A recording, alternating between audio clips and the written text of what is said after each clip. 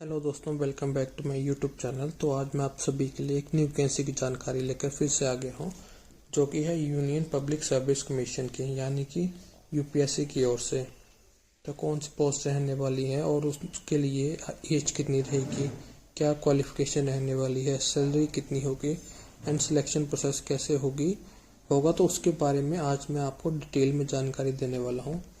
तो इसी तरह मेरे चैनल पर बने रहें और जानकारी से पहले जो भी कैंडिडेट इस चैनल पर न्यू है वो इस चैनल को सब्सक्राइब कर लें, ताकि इसी तरह आपको बाकी जॉब नोटिफिकेशन के बारे में भी जानकारी मिल सके।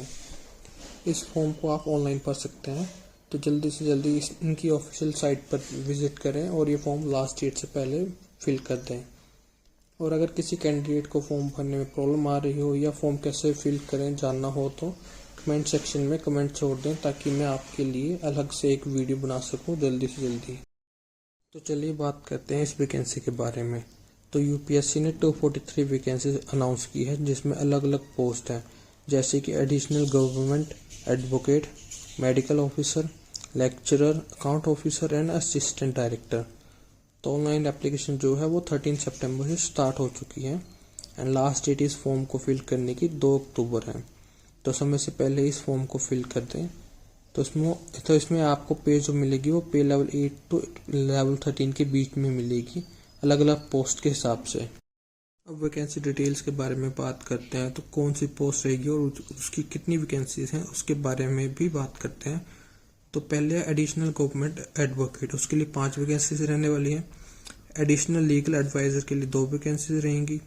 एडिशनल लीगल एडवाइजर के लिए 16 वैकेंसीज रहेंगी। एडिशनल गवर्नमेंट एडवोकेट के लिए 1 वैकेंसी रहेगी। डेप्यूटी गवर्नमेंट एडवोकेट के लिए 2 वैकेंसी रहेगी। Legal adviser, deputy legal adviser के लिए 12 पोस्ट रहने वाली है। लेक्चरर उर्दू के लिए 15 वैकेंसी रहने वाली है आपके पास। मेडिकल ऑफिसर के लिए 25, अकाउंट ऑफिसर के लिए 32 और असिस्टेंट डायरेक्टर के लिए आपके पास 3 वैकेंसीज रहेंगी। टोटल मिला के आपके पास 243 वैकेंसीज हैं। अब बात करते हैं पोस्ट के हिसाब से क्या एज रहेगी, क्वालिफिकेशन क्या रहेगी, एक्सपीरियंस कितना चाहिए एंड पे स्केल के बारे में। तो फर्स्ट पोस्ट है एडिशनल गवर्नमेंट एडवोकेट की।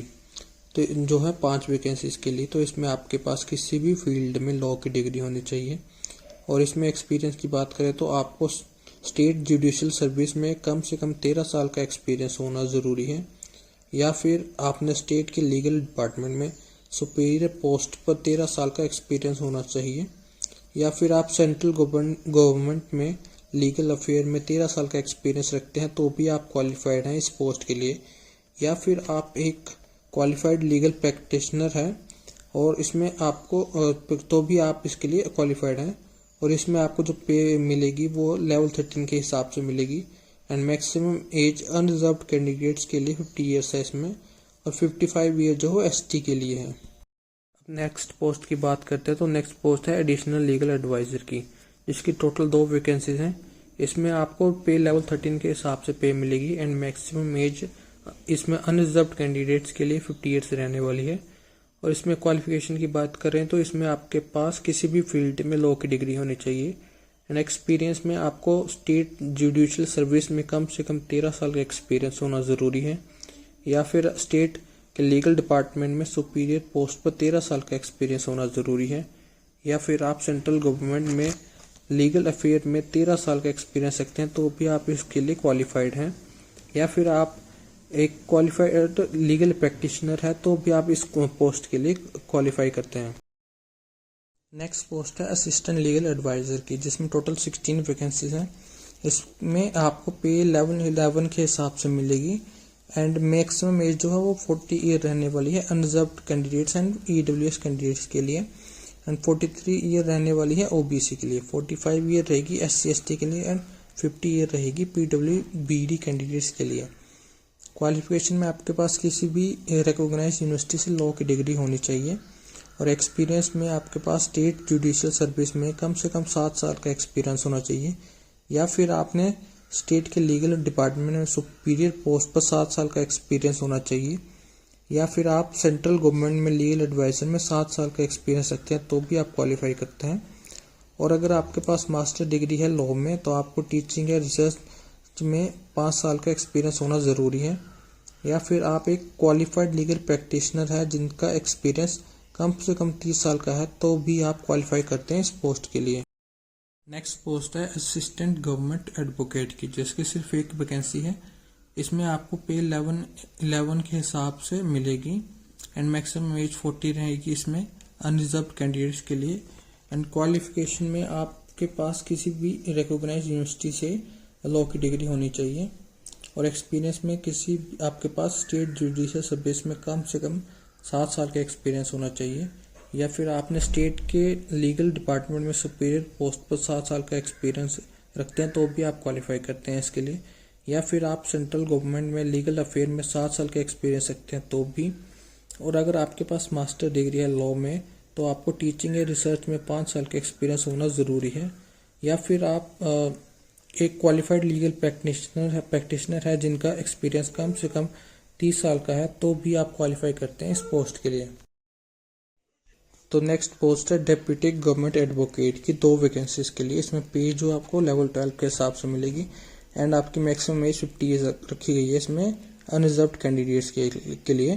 क्वालिफिकेशन में लॉ डिग्री होनी चाहिए आपके पास किसी भी रिकॉग्नाइज्ड यूनिवर्सिटी से, और एक्सपीरियंस में आपको स्टेट जुडिशियल सर्विस में कम से कम 10 साल का एक्सपीरियंस होना चाहिए, या फिर आपने स्टेट के लीगल डिपार्टमेंट में 10 साल का एक्सपीरियंस सुपीरियर पोस्ट पर होना चाहिए, या फिर आप सेंट्रल गवर्नमेंट में लीगल अफेयर में 10 साल का एक्सपीरियंस रखते हैं तो भी आप क्वालिफाई करते हैं इस पोस्ट के लिए।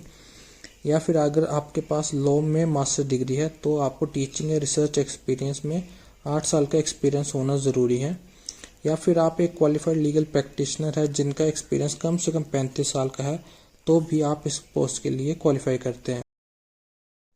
नेक्स्ट पोस्ट है डेप्यूटी लीगल एडवाइजर की, 412 वैकेंसी। इसमें पे जो आपको लेवल 12 के हिसाब से मिलेगी, मैक्सिमम एज 50 ईयर रखी गई है यूआर अनरिजर्व्ड कैंडिडेट्स और ईडब्ल्यूएस के लिए, 53 ईयर रखी गई है ओबीसी के लिए, 55 है एससी एसटी के लिए एंड 56 है पीडब्ल्यूबीडी के लिए।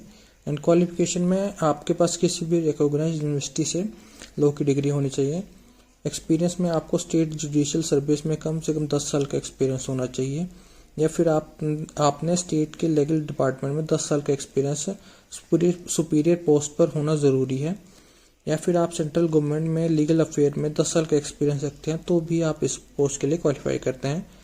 और अगर आपके पास लॉ में मास्टर डिग्री है तो आपको टीचिंग या रिसर्च में 8 साल का एक्सपीरियंस होना ज़रूरी है, या फिर आप एक क्वालिफाइड लीगल प्रैक्टिशनर है जिनका एक्सपीरियंस कम से कम 35 साल का है तो भी आप इस पोस्ट के लिए क्वालिफाई करते हैं।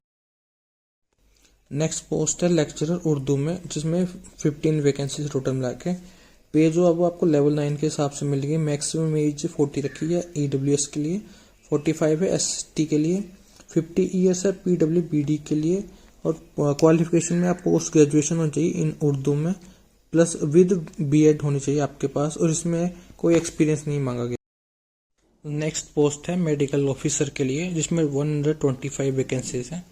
पे स्केल जो वो आपको लेवल 9 के हिसाब से मिलेगा, मैक्सिमम एज 40 रखी है यूआर और ईडब्ल्यूएस के लिए, 45 है एससी एसटी के लिए और एएलसी के लिए, 50 रखी गई है पीडब्ल्यूबीडी के लिए।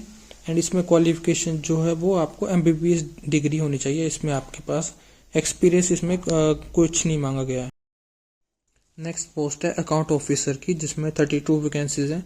पे जो इसमें आपको लेवल 8 के हिसाब से मिलेगी, मैक्सिमम एज लिमिट जो है 35 है यूआर के लिए और ईडब्ल्यूएस के लिए, 40 ईयर है एसटी के लिए और एएलसी के लिए, 45 ईयर है पीडब्ल्यूबीडी के लिए। क्वालिफिकेशन इसमें आपको बैचलर डिग्री होनी चाहिए आपके पास किसी भी रिकॉग्नाइज्ड यूनिवर्सिटी और इंस्टीट्यूशन से, और एक्सपीरियंस इसमें भी कुछ नहीं मांगा गया है। अब नेक्स्ट बात करते हैं, नेक्स्ट है असिस्टेंट डायरेक्टर की पोस्ट के लिए, जिसमें 3 वैकेंसीज हैं। पे जो आपको लेवल 10 के हिसाब से मिलेगी, मैक्सिमम एज लिमिट 35 है यूआर के लिए, 38 है ओबीसी के लिए, 45 है पीडब्ल्यूबीडी कैंडिडेट्स के लिए।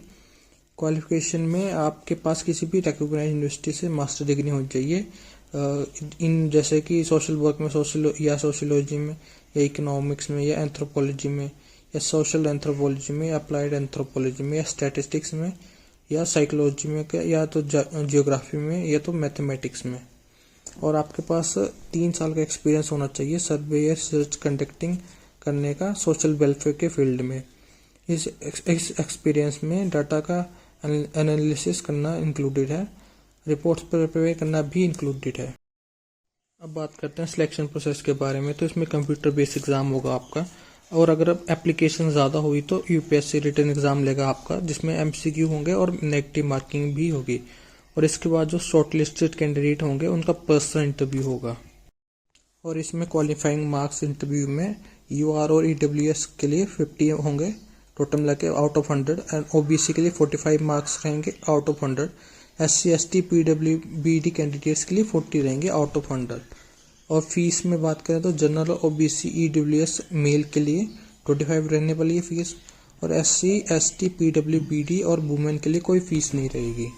अगर आप इस वैकेंसी के बारे में और जानकारी प्राप्त करना चाहते हैं तो इनकी ऑफिशियल वेबसाइट पर जाएं और नोटिफिकेशन डाउनलोड करें। तो इसी तरह मेरे चैनल पर बने रहें और लाइक शेयर एंड सब्सक्राइब करना ना भूलें। आशा है कि ये वीडियो आपके लिए हेल्पफुल रही होगी। धन्यवाद।